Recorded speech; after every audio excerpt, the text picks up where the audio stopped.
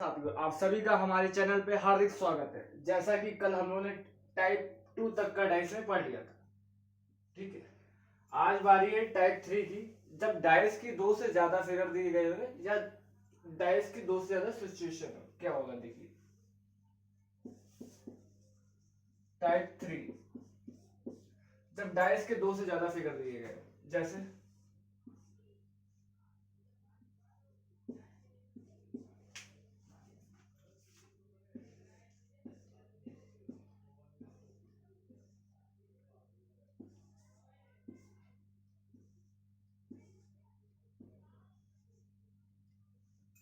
ठीक है, देखते हैं इसमें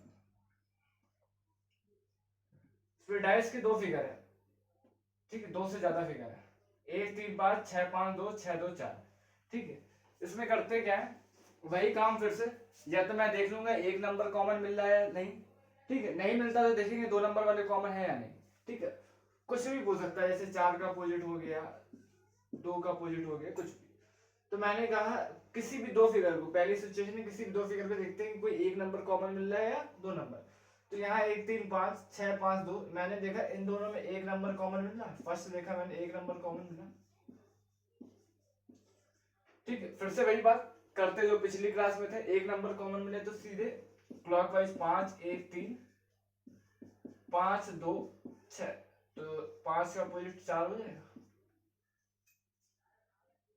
ठीक है, सीधे।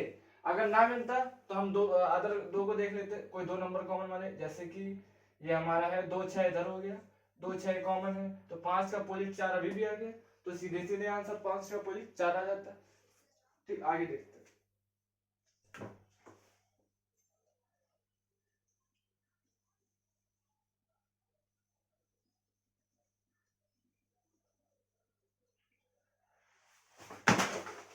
3 फिगर भी दे सकता है, 4 फिगर भी दे सकता है, ठीक है।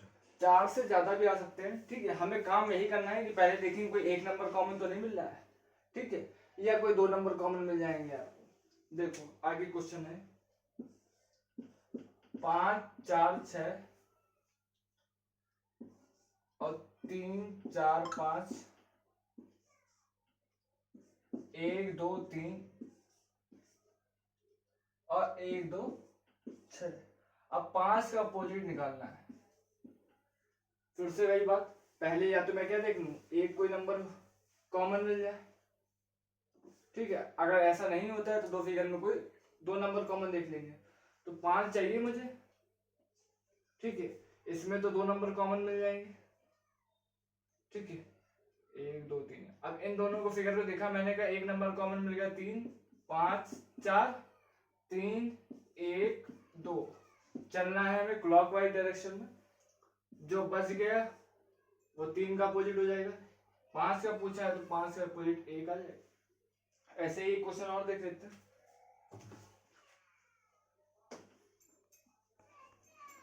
एक क्वेश्चन आपके लिए ये वाला है, ठीक है। इसमें बताइए क्या होगा। मैंने कहा था जब दो नंबर कॉमन मिल जाते हैं, जब दो नंबर कॉमन मिल जाते हैं तो जो तीसरा वाला बचता है वो सीधे अपोजिट हो जाता है।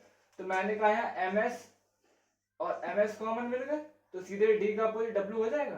तो हम सीधे कह सकते हैं d का अपोजिट w है। इस प्रकार टाइप 3 के जब दो से ज्यादा फिगर हो तो यहाँ पे इसका क्या होता है, खत्म होते हैं ऐसे क्वेश्चन। अब पढ़ते हैं ओपन डाइस, सबसे ज्यादा इंपॉर्टेंट है, सबसे ज्यादा यही आता है।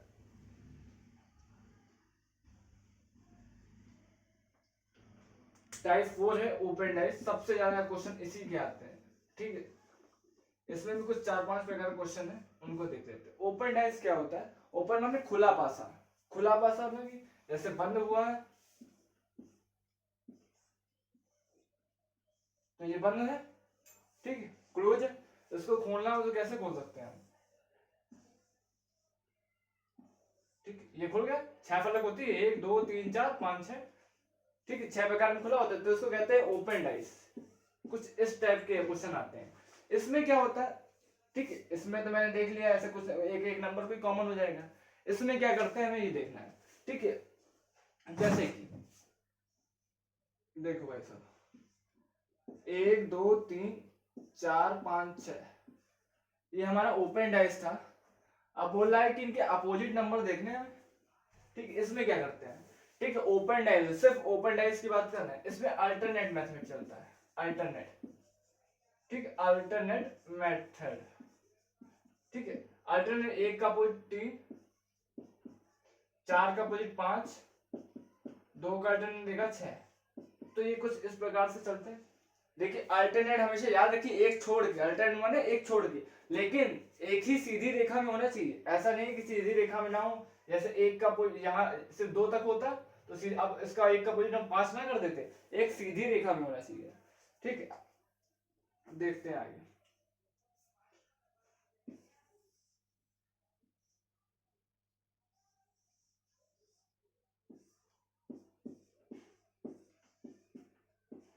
फिर ये है, हमने का ओपन डाइस में अल्टरनेट देखते तो एक का अपोजिट 3 हो गया, 2 का 4 हो गया और 5 का 6 हो गया, ठीक। इस प्रकार से एक दो क्वेश्चन बनते हैं। अब आगे आते हैं,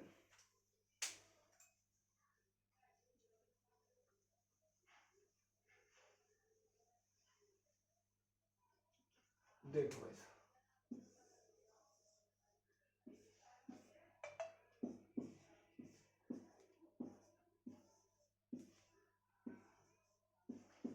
अब क्या करना है, देखो मैंने कहा अल्टरनेट चलना है, ठीक है, ध्यान से देखिए उस क्वेश्चन को, बहुत इंपॉर्टेंट है।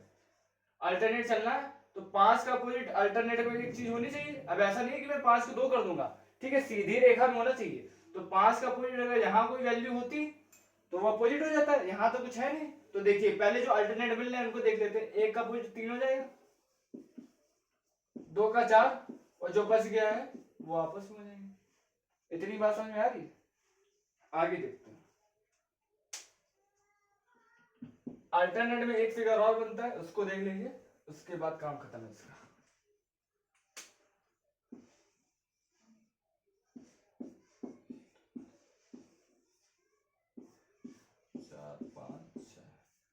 फिर से अल्टरनेट की बात आते हैं। एक का अपोजिट 3 हो गया, 4 का 6 हो गया, जो बच गया वो 2 का बचा, ठीक।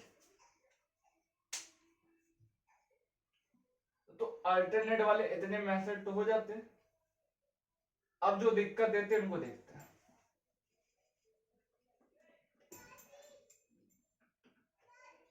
जैसे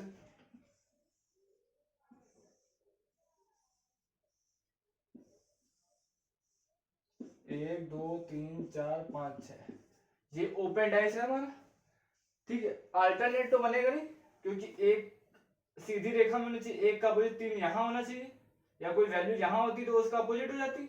अब यहाँ तो ऐसा हो नहीं रहा, तो अब इसमें हम क्या करते हैं, अब यहाँ यूज होगा जेड मेथड, ठीक है, जेड मेथड। वो ऐसे भी हो सकता है, ऐसे भी हो सकता है, ठीक, कुछ इस प्रकार से। देखिए शुरू करते हैं, यहां से अगर पकड़ते हैं तो यहां तक गए, यहां तक गए, तो एक का अपोजिट 4 हो जाएगा। इसी प्रकार से 3 का देखेंगे तो 3 से 3 का अपोजिट 6 हो गया, और जो बच गया वापस। इतनी बात समझ में आ रही है? ऐसे ही इसमें एक क्वेश्चन और दे देता है।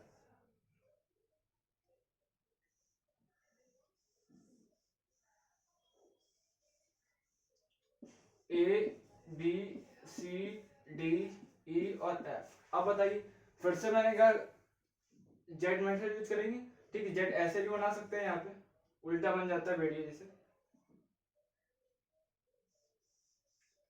ये जेड बना, ए का अपोजिट डी आ गया, ठीक है। बी से शुरू करेंगे तो बी का अपोजिट ई आ जाएगा, और जो बच जाएगा वो एफ का हो जाएगा। इतनी बात समझ में आई?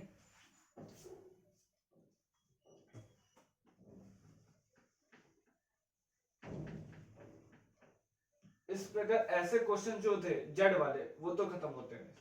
आगे देखते हैं, ठीक है। मोस्ट इंपॉर्टेंट जो क्वेश्चन आता है वो ये है।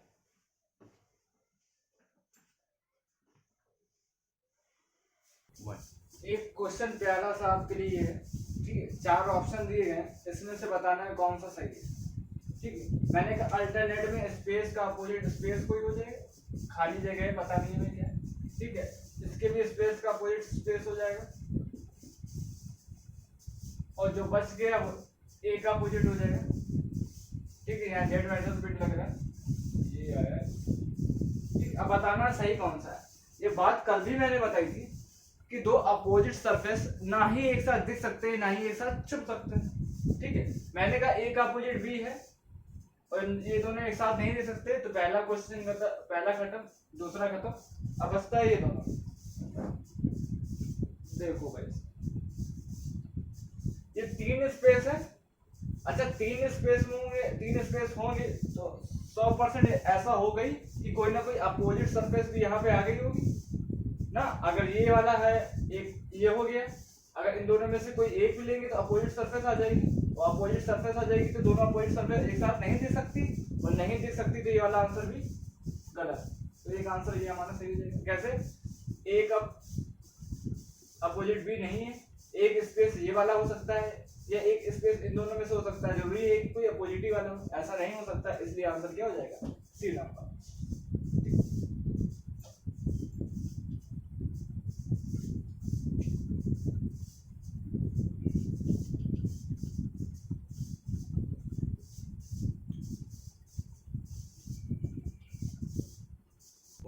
देखिए, ये एक नया टाइप के क्वेश्चन है, दो तीन जो सबसे ज्यादा पूछे यार। देखिए, मैंने तो शुरू में ही बताया था कि जो डाइस में है 6 सरफेस होती है, 1 2 3 4 5, यहाँ तो हमें 5 ही दिख रही है, छठी कहाँ हो? तो देखिए छठी कहाँ हो, ठीक है। जब ये पार्ट ये और ये मिलेंगे तो कुछ इस टाइप की एक सरफेस बना लेंगे, और यही हमारी क्या हो जाएगी? छठी सरफेस हो जाएगी, ठीक है। अब इसमें क्या रोल होगा? देखिए 1 2 3 4 ये क्लॉक डायरेक्शन में लिखे होंगे, 1 2 3 4 एक क्लॉक डायरेक्शन में होंगे, तो हमेशा हम लोग क्या लिखेंगे? अपोजिट डायरेक्शन में 1 2 3 4। जैसे भी अगर क्लॉक वाइज लिखा है तो हम लोग उसको कैसे आएंगे? आंसर जो आएगा इसका अपोजिट डायरेक्शन में, भले एक यहाँ भी हो सकता है यहाँ भी हो सकता है, चलेगा अपोजिट डायरेक्शन में, ठीक है। तो पहले तो ये चीज सीख गए कि क्या होगा अगर क्लॉक वाइज लिखा हुआ है 1 2 3 4 ऐसे क्लॉक वाइज लिखा है तो आंसर जो होगा अपोजिट 1 2 3 4 में होगा। दूसरी बात, ठीक है, जो सरफेस से जो नंबर लिखे हुए हैं, जो सरफेस से जो नंबर अटैच है वो भी क्या होगा? आंसर में होना चाहिए। तो इस 4 में पहले देखते हैं, ठीक है। बी और डी के साथ एक नंबर अटैच है, सही है, लेकिन 4 के साथ ए नंबर है और यहाँ बी है, तो ये पहला आंसर गलत हो गया, ठीक। दूसरी बात आते हैं, डी के साथ 4 नंबर नहीं, डी के साथ एक नंबर है, तो ये भी आंसर गलत हो गया, ठीक है। तीसरी बात आते हैं, सी के साथ 2 नंबर है, डी के साथ एक नंबर है, बिल्कुल सही है। सी के साथ 2 नंबर है, ई के साथ 3 नंबर है, ये भी सही है, ठीक है। अब आते हैं क्लॉक वाइज और डायरेक्शन की। मैंने कहा 1 2 3, अगर 1 2 3 4 अगर क्लॉक वाइज में जा रहा है तो हमारा आंसर क्या होना चाहिए? एंटी क्लॉक वाइज में। तो 1 2 3 4 ये तो क्लॉक वाइज, ये आंसर गलत हो गया हमारा, ठीक। 1 2 3 4, तो चौथा आंसर हमारा बिल्कुल सही है, ठीक है। एक बार फिर से देख लेते हैं। जब मुझे 5 सरफेस दी हूँ और कुछ चीजें मिला के, कुछ टुकड़े मिला के एक नई सरफेस बनती है, तो हम लोग उसको एंटी क्लॉकवाइज में देखते हैं। उस सरफेस को कैसे बनाते हैं? Anti clockwise. तो हमने कहा 1 2 3 4 कुछ ऐसे फॉर्म में होनी चाहिए। अब भले एक ऐसे हो, जरूरी नहीं 1 2 3 4 ऐसे भी लिखा होगा, ठीक है, किसी भी फॉर्मेट में लिखा हो सकता है 1 2 3 4, तो कुछ इस फॉर्मेट में होगा, तो हमारा इस फॉर्मेट में था एंटी क्लॉकवाइज होना चाहिए। इतना मैंने देख लिया।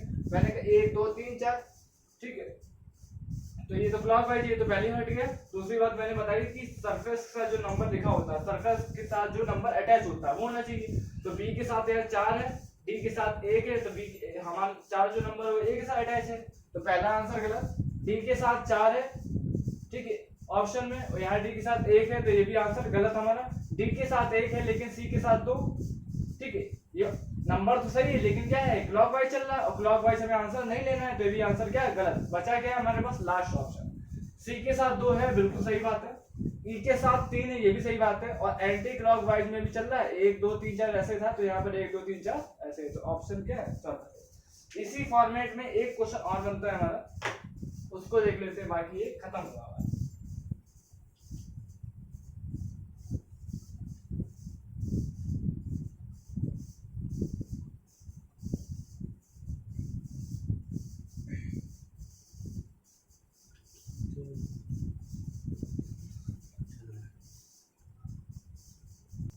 देखिए ओपन डेस्क में एक ऐसे ही क्वेश्चन और बनता है, इसके अलावा बस इससे ज्यादा नहीं बनते। देखिए फिर से रही बात, A B C D 5 surface है हमारी, हमने कहा छठी सरफेस चाहिए और छठी सरफेस अब हमारी इससे बन के बनेगी, ठीक। पहले ट्रायंगल शेप में थे, अब हल्का सा रेक्टेंगल शेप में। तो अगर हमारा छठी सरफेस बनेगी इनको मिलाने पे तो कुछ इस फिगर में बनेगी, ठीक। इतनी बात तो समझ में आ रही है इस फिगर में। फिर से वही बात 1 4 3 2 अगर इस डायरेक्शन में है तो हमारे जो इस डायरेक्शन में आएगा क्या 1 4 3 2 कुछ इस टाइप से लिखा होगा एंटी क्लॉकवाइज डायरेक्शन में। पहले तो उसको देख लेते हैं। मैंने कहा हमें इस फॉर्म में मिलेगी रेक्टेंगल फॉर्म में, तो ये तो आंसर गलत है, ये भी आंसर गलत है। अब बच्चे ये दोनों, ठीक है। 1 4 3 2 एंटी क्लॉकवाइज चलने चाहिए, 1 4 3 2 1 4 3 2 ये क्या है क्लॉकवाइज, तो ये भी आंसर क्या हो गया गलत, और ये आंसर हमारा सही हो जाएगा। फिर से एक बार देख लेते हैं। मैंने कहा ओपन टेस्ट में पहले मैंने बता दिया ट्रायंगल शेप में, अब मैं बता रहा हूँ रेक्टेंगल शेप में। रेक्टेंगल शेप में छठी सरफेस कुछ इस फॉर्म में बनेगी। अगर 1 4 3 2 क्लॉकवाइज में इस प्रकार बने हैं तो हमें हमेशा लेना है एंटी क्लॉकवाइज, ठीक है। और ये क्या है रेक्टेंगल शेप में, तो पहला आंसर गलत क्योंकि क्या है ट्रायंगल शेप में, दूसरा भी इसी फॉर्म में गलत हो गया, ठीक है। अब 1 2 3 4 और 1 2 3 4 ये,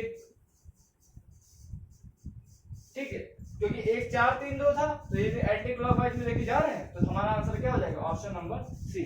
इस प्रकार ओपन टेस्ट के जो क्वेश्चन बनते हैं वो हमारे यहाँ पे खत्म हुआ है, ठीक है। इससे ज्यादा नहीं बनते हैं। नेक्स्ट स्टेज पे आते हैं लोग, आगे देखते हैं।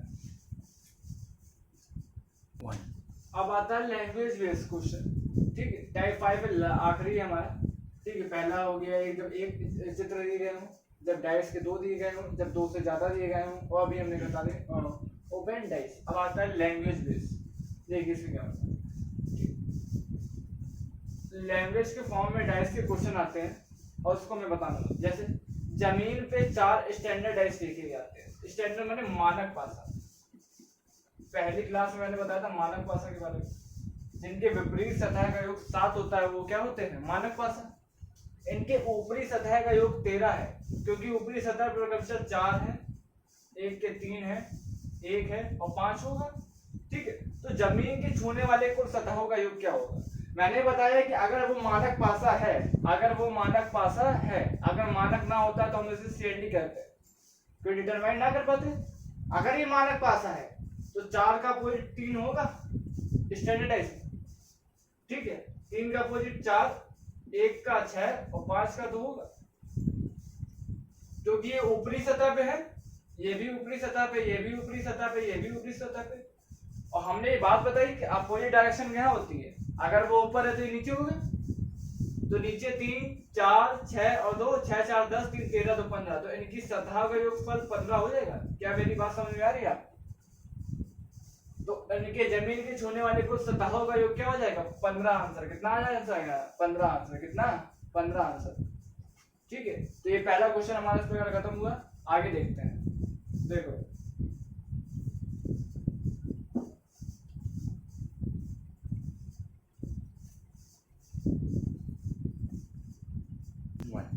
एक क्वेश्चन और है लैंग्वेज। यदि 1 5 के विपरीत है, 1 5 के अपोजिट है, 2 3 के अपोजिट है, तो बचा हुआ क्या हमारा 4 6 के अपोजिट हो जाएगा।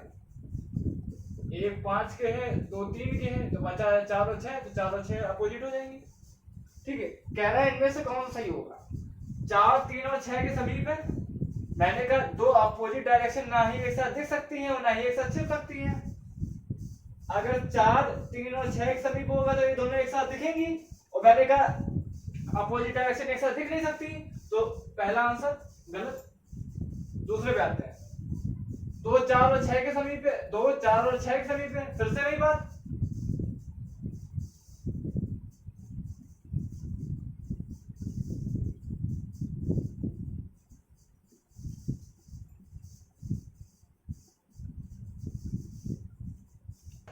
तो मैंने कहा 4 का अपोजिट 6 और 4 5 3 और 6 के समीप है, तो 4 के समीप 6 होगा, ठीक है। जबकि 2 एक साथ दिख नहीं सकते, तो पहला आंसर गलत।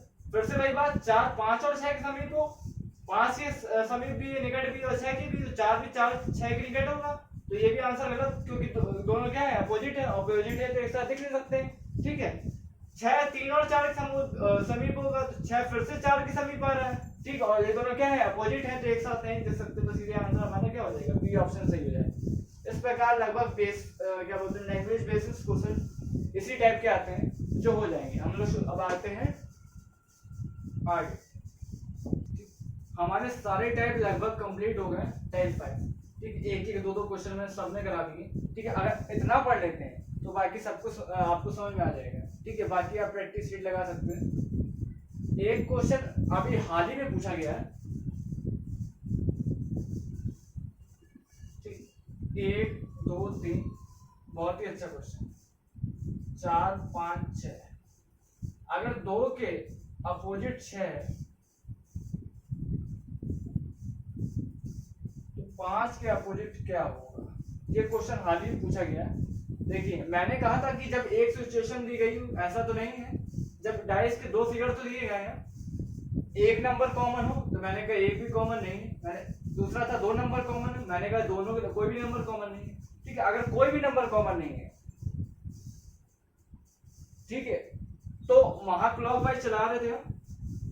लेकिन अगर ये बोल देता है कि 2 के अपोजिट किसी का अपोजिट कोई दे देता है तो उसके बाद हम क्या करते हैं? जैसे इसमें बोल दिया 1 2 3 4 5 6, इसमें कोई भी नंबर कॉमन नहीं है, लेकिन इसने ये बात बोल दी कि 2 का अपोजिट क्या है? 6। 2 के अपोजिट क्या है? 6।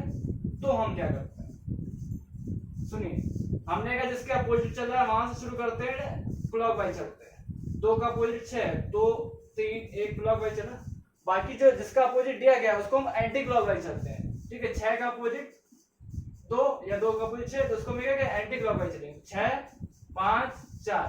फिर से सुनिए, जिसका अपोजिट कहा गया हो उसको क्लॉकवाइज चलते हैं। ठीक है, और जो हो उसको क्या करेंगे? एंटी क्लॉकवाइज चलेंगे। तो 2 3 1 क्लॉकवाइज चल दिया मैंने, और 6 5 4 क्या हो गया? Anti clockwise. तो 2 का अपोजिट 6 है, ये बात तो सही थी।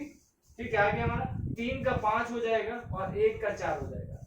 इसके अलावा इसका कोई आंसर नहीं होगा। तो 5 का अपोजिट क्या हो जाएगा? 3। ठीक, ये लास्ट क्वेश्चन था हमारा। इसी प्रकार डाइस हमारा खत्म हुआ। ये लेटेस्ट क्वेश्चन था जो पूछा गया है। ठीक है, बहुत सारे लोगों के मन में कंफ्यूजन था, क्योंकि वो 2 3 1 के साथ इसके भी क्या करते हैं? क्लॉकवाइज चला देते हैं। जबकि क्लॉकवाइज हम तभी चलते हैं जब क्या हो? कोई एक नंबर कॉमन हो। और यहाँ कोई नंबर कॉमन भी नहीं है, लेकिन अपोजिट दे दिया गया है, इसलिए हमको उसको क्या कराना पड़ा? Anti clockwise. ठीक है, आज की क्लास यहीं पे समाप्त होती है। जय हिंद।